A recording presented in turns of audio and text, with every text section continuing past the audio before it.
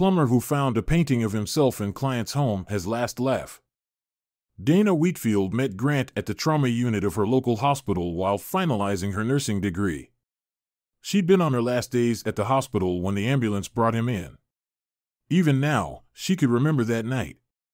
It had rained, and the roads throughout the county were slippery and wet. When the EMTs brought him in, a John Doe seemingly in his late 20s, he'd sustained a massive head injury. Dana's routine with Grant was easy enough. She'd come in the morning to check his vitals and shave and clean him. Afterward, she'd ensure he got his fluids and nutrients before counterchecking his daily medicine. The routine soon became numb, and Dana started talking to him to keep things interesting and lively. But in these silent conversations, she'd find something she'd never experienced. Dana found a connection with her quiet patient that she couldn't explain. As the months flew by, she found herself constantly drawn to him, needing to talk or play mellow music in his room as the minutes counted by. No family or friends had come to claim him, which endeared him to Dana even more. But one day, everything would come to an abrupt stop. After a few preliminary tests, the conclusion was that the man had severe short-term memory loss, which was because of his head injury. But the doctors assured him he'd remember with time. They had no idea what secrets his mind held. As Grant knew nothing about himself and had no next of kin or friend to help, he wholeheartedly accepted Dana's help when she offered to help him acclimate to his new life. But as the weeks went by, the two began getting close.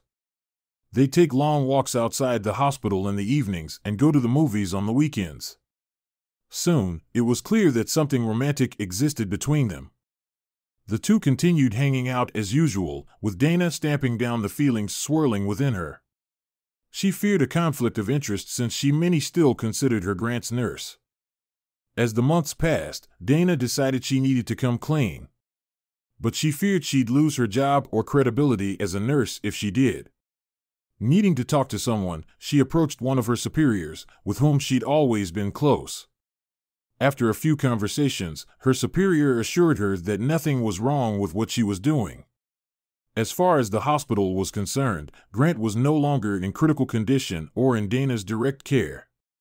She could pursue him without taking any professional blows. Talking to her superior was a load off of Dana's back. But now, she needed to come clean to Grant, which presented its issue. For the many weeks that Dana and Grant had spent together, they'd become really close. But as much as Dana wanted it to be more, it was only platonic. Would Grant be open to moving the relationship to the next level, or would he stop talking to her because of her advances?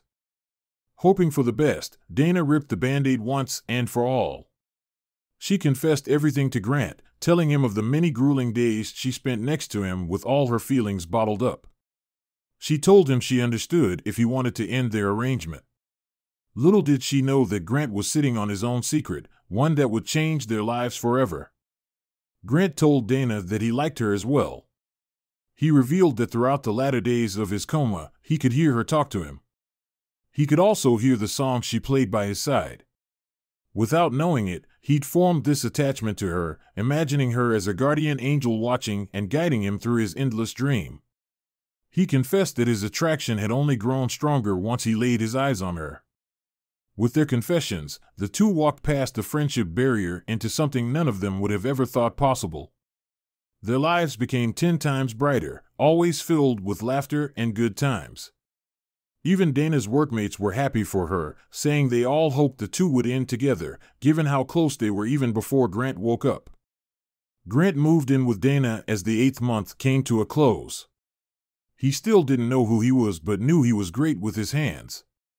He'd shown unmatched prowess in anything that needed him to get hands on and suspected it had been a massive part of his previous life. But living with the love of his life proved more difficult than he'd expected. Dana needed help with bills, and Grant would have to get a job soon. Through Dana's connections, Grant found work as a plumber's assistant. He loved the premise of fixing bathrooms, and Dana's cousin, who ran a plumbing business, needed help with some projects. With Grant by his side, they took a contract on one of the biggest mansions in their city, looking to expand their company portfolio and get Grant some hands-on experience. They had no idea what awaited them at the house. It was a fine morning when Grant and Dana's cousin showed up at the mansion for work. The house was massive as it was beautiful, but more than that, it struck Grant as familiar. He pushed the thought aside and got to work, but the more time he spent within the mansion, the more he felt like he'd been there. Everything would soon make sense. Grant and Dana's cousin were on lunch break when Grant went to use the bathroom. After a quick word with the mansion steward, who had given Grant weird looks throughout the day, he hurried upstairs to one of the guest rooms. But he wasn't halfway up the mansion's staircase when his sight landed on a towering painting of himself across the living room. His brows furrowed, and then it happened. Like an avalanche racing down a mountain, memories barraged his mind. He clutched his temples as the pain built up, seeing flashes of who he used to be before his head injury. He saw a life where he'd been a wealthy painter under a pseudonym. He'd also been married. His sight darkened with black splotches as the pain became too much to bear. And then he woke up in a hospital bed. Grant's head was still in pain. But he could remember everything that had happened to him. He was about to talk when the officer interjected. The officer reported that Grant's family filed a missing persons report after they couldn't find him for a week. They'd searched all over the country, from his penthouses to his favorite hotels, but came up short. His family held a funeral service a year later. But Grant could remember in excruciating detail what happened that fateful night and couldn't wait to share his story. Grant shared his past. He told her about Esme, the woman he was married to. But he also revealed that although he didn't feel any romantic attraction to her at the moment, he didn't know what would happen once he saw her. Dana's eyes grew wet. She chewed on her bottom lip, listening to the man she loved reveal that he was married. But before she could get her head around everything, Grant revealed something that gave her hope. Grant explained that his accident hadn't been an accident at all. His car's brakes had been tampered with. He sat upright on the hospital bed, asking Dana to come to sit by her. After she did, he told her that he and his wife had signed a prenup because of his financial situation.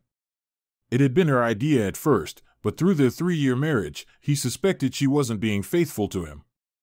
Knowing the prenup barred her from getting a massive slice of Danny's fortune, she sought to end his life. The police said they never found Danny's car, which was still an open case back at the station. He also shared that among Danny's family, her wife acted odd when she found out he was alive. She'd left the country shortly after. The police issued an arrest warrant for Esme as they officially opened a case for her and Danny. On the other hand, Danny continued his relationship with Dana, introducing her to his family and moving her to his residence. A few weeks later, the police located Esme. She signed the divorce papers and is facing several charges, one of which is attempted murder. Danny finally got his life back. But he knew everything that happened was for a reason, to lead him to the love of his life, who, despite knowing he had nothing, stayed by his side.